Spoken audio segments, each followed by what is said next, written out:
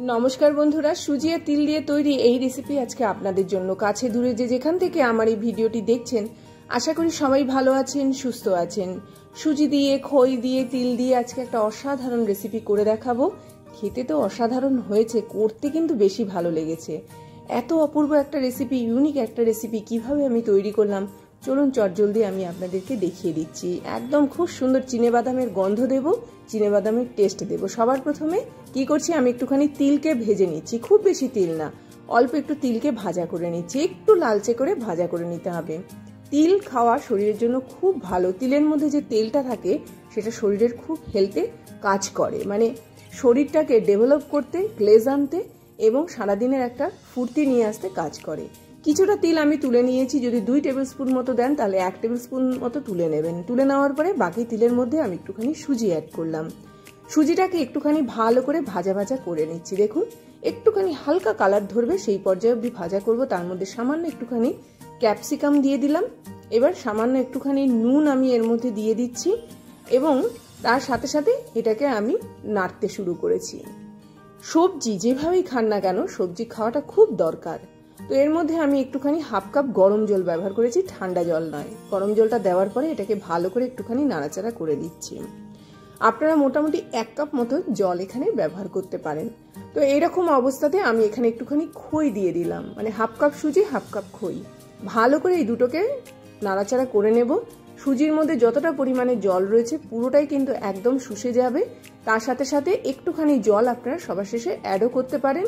এই সময় যদি মনে হয় মানে খইটাকে আরও একটুখানি নরম করে নেবেন তাহলে সেই অনুপাতে একটু জলও বাড়িয়ে দিতে পারেন। তো আমার এটা মোটামুটি রেডি হয়ে গেল। আমি এখানে সামান্য একটুখানি জল আর একটু অ্যাড করে দিলাম, একদমই সামান্য, দিয়ে এটাকে ভালো করে একটুখানি নাড়াচাড়া করে নিচ্ছি। তো আমার এই যে পুরের যে বেসটা সেটা একদম রেডি হয়ে গেল। এই বেসটার উপরেই কিন্তু আমি পুরো রান্নাটা করব। তো এই সুজিটা আমার একদম দেখুন কড়ার গা ছাড়তে শুরু করেছে, মানে সুজি একদম তৈরি হয়ে গেছে। 2-4 বার নাড়াচাড়া করে নিচ্ছি। নাড়াচাড়া করে নিয়ে এটাকে পুরোপুরি নামিয়ে নিতে হবে। নামিয়ে নিয়ে একটুখানি ঠান্ডা করে নিতে হবে। একটুখানি ধনেপাতার গন্ধ দিলাম উপর থেকে, যেটা খেতে খুব অসাধারণ লেগেছে। তো এরকমভাবে কিন্তু আমার এই যে আমি এই মন্ডটা তৈরি করব সেটার বেসটা তৈরি হয়ে গেল এবং দেখতেও খুব সুন্দর লেগেছে। যতবার তৈরি করেছি শরীরের জন্য খুব হেলদি। সকালবেলা খেয়েছি, সারাদিন একদম হালকা লেগেছে, তার সাথে সাথে সারাদিনের একটা এনার্জি পেয়েছি, সেই জন্য কিন্তু রেসিপিটা তৈরি করলাম। যা যা জিনিস আমি এখানে ব্যবহার করেছি প্রত্যেকটাই কিন্তু শরীরটাকে খুব মানে ভালো রাখবে, সেরকমই রেসিপি আমি মানে এখানে তৈরি করে দেখাই, চেষ্টা করি সেরকম ধরনের রেসিপি বৃষ্টির রান্নাঘরে তৈরি করে দেখানোর। এইবারে যেটা করব সেটা হচ্ছে এই মন্ডটাকে ভালো করে হাত দিয়ে একটুখানি এরকমভাবে তৈরি করে নিতে হবে। এটা তৈরি করে নিলে কি হবে, এটা খুব সুন্দর তৈরি হয়। এর যে বেসটা এটা খুব একদম নরম তুপতুপে তৈরি হবে। তো এরকমভাবে আমার এটা একদম রেডি হয়ে গেল। রেডি হয়ে যাওয়ার পরে এবারে যেটা করব, ভেতরের যে আমি অংশটা দেব সেটা একদম সাধারণ জিনিস দিয়ে দিচ্ছি। একটুখানি তেল ফ্রাইং প্যানের গাটাকে ভালো করে মাখিয়ে নেওয়ার পরে এর মধ্যে আমি চিনেবাদাম দিয়ে দিলাম। বেশ ভালো করে চিনেবাদাম আমি এর মধ্যে অ্যাড করব। চিনেবাদামগুলো অলরেডি ভাজা করা ছিল, এখন আমি জাস্ট তেলের মধ্যে ভালো করে নাড়াচাড়া করে নেব। তো চিনেবাদাম আমার একদম মানে একদম বেশ লালচে কালার ধরবে সেই পর্যায়ে অবধি কিন্তু এটাকে ভাজা করে নিচ্ছি। এবার যে তিলটা আমি তুলে রেখে দিয়েছিলাম সেই তিলটা আমি এখানে দিয়ে দিলাম। দুটো দিয়ে এটাকে আবারও ভালো করে নাড়াচাড়া করে নিচ্ছি। এটা খেতে এত মজাদার লাগবে, বিশেষ করে যারা টিফিন নিয়ে যান না তারা কিন্তু এইটাকে নিয়ে যেতে পারেন। এটা খুব সুন্দর খেতে এবং ঠান্ডা হয়ে গেলে কিন্তু এর টেস্টে কোনো পার্থক্য আসে না। এইরকমভাবে যে মন্ডটা আমি তৈরি করেছি সেখান থেকে জাস্ট ছোট ছোট বল আকারে আমি এরকমভাবে বার করে নিচ্ছি। এবার কি করব, এটাকে হাত দিয়ে একটুখানি প্রেস করে নিয়ে চারিদিকটা একটুখানি ছড়িয়ে নেব। মাঝখানে যে অংশটা থাকবে তার মধ্যে কিন্তু আমি যে চিনেবাদামটা ভাজা করে রেখে দিয়েছি সেই চিনেবাদামটা এর মধ্যে আমি দিয়ে দিচ্ছি অল্প অল্প পরিমাণ করে। তো এরকমভাবে কিন্তু একটু একটু করে বাদাম দিয়ে এইবারে যেটা করব সেটা হচ্ছে এর ভেতরটাকে এরকমভাবে জাস্ট আটকে নেব। আটকে নিয়ে এটাকে খুব সুন্দরভাবে পুরো চারিদিকটা কিন্তু এরকমভাবে কভার করে দেব।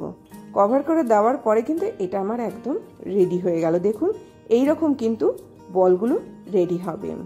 আমি আরও একটা আপনাদেরকে দেখিয়ে দিচ্ছি। এইরকমভাবে একটুখানি অংশ আমি নিয়ে নিচ্ছি। নিয়ে নেওয়ার পরে এবারে এটাকে ভালো করে একটু হাত দিয়ে গোল গোল করে ঘুরিয়ে নিয়ে কিনারগুলোকে এরকমভাবে ছড়িয়ে দেব। ছড়িয়ে দেওয়ার পরে এর মিডিলের অংশটাতে আমি একটুখানি বাদাম দিয়ে দেব। জাস্ট অল্প একটুখানি বাদাম আমি এর ভেতরে ঢুকিয়ে দিলাম। ঢুকিয়ে দেওয়ার পরে এর মুখটাকে আমি ভালো করে একটুখানি সিল করে দেব। সিল করে দিয়ে এটাকে জাস্ট বন্ধ করে দেব। আমার আরও একটা কিন্তু রেডি হয়ে গেল। বেশ অনেকগুলো কিন্তু আমি এর থেকে তৈরি করে নিয়েছি। একটা মানুষ খেতে পারবে সেই অনুপাতে তৈরি করে নিলাম।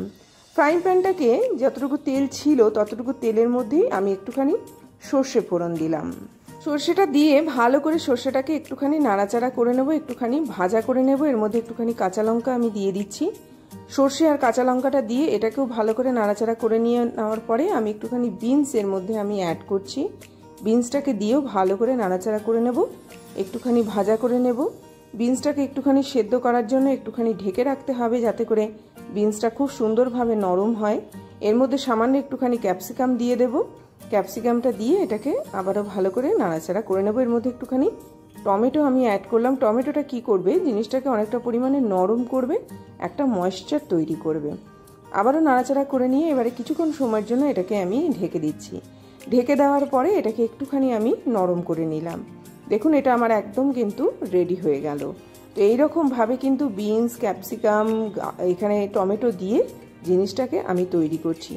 এটা যখন একদম রেডি হয়ে গেল, অ্যাকচুয়ালি শীতের সময় এই সবজিগুলো খাওয়া খুব জরুরি, সেই জন্য আমি এই সবজিগুলো এখানে ব্যবহার করছি। আপনাদের যে সবজি ভালো লাগে সেই সবজি এখানে আপনারা দিতে পারেন।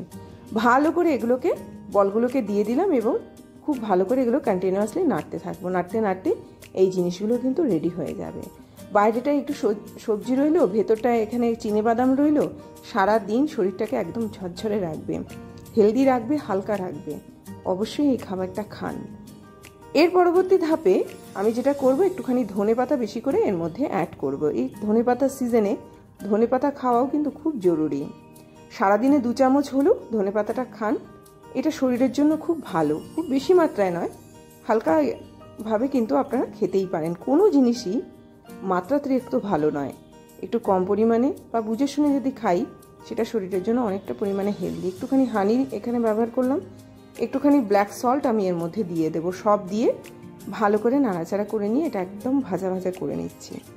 করে নিয়ে বেশ আমার এটা একদম রেডি হয়ে গেল পরিবেশন করার জন্য। এই রকমই কিন্তু হেলদি খাবারগুলো যদি আমরা প্রতিদিনকার লাইফে খেতে পারি, শরীরটা কিন্তু একদম হেলদি রাখবে, সতেজ রাখবে। আমার রান্নাটা একদম রেডি হয়ে গেল। রেডি হয়ে যাওয়ার পরে আমি পরিবেশন করছি। অবশ্যই এটা খান, অবশ্যই এটা খাওয়া খুব জরুরি। এবারে আমি এর ভেতরটা একটুখানি দেখিয়ে দিচ্ছি। একটাকে জাস্ট মাঝখান দিয়ে আমি কেটে নিচ্ছি। কেটে নেওয়ার পরে এবার দেখুন ভেতরটা চিনেবাদামটা অপূর্ব লেগেছে দেখতে, অপূর্ব লেগেছে খেতে। এই বলে বিদায় নিচ্ছি। আবার আসবো একটা খুব সুন্দর ভিডিও নিয়ে। ততক্ষণ সবাই ভালো থাকবেন, সুস্থ থাকবেন, দেখতে থাকবেন বৃষ্টির রান্নাঘরে। অবশ্যই চ্যানেলটির পাশে থাকবেন, অবশ্যই চ্যানেলটিকে সাবস্ক্রাইব করবেন। আর এই ভিডিওগুলো যত পারবেন শেয়ার করবেন যাতে অনেক মানুষের থেকে উপকৃত হয়। এই বলে তাহলে আজকের মতো বিদায় নিচ্ছি। আসলাম তাহলে।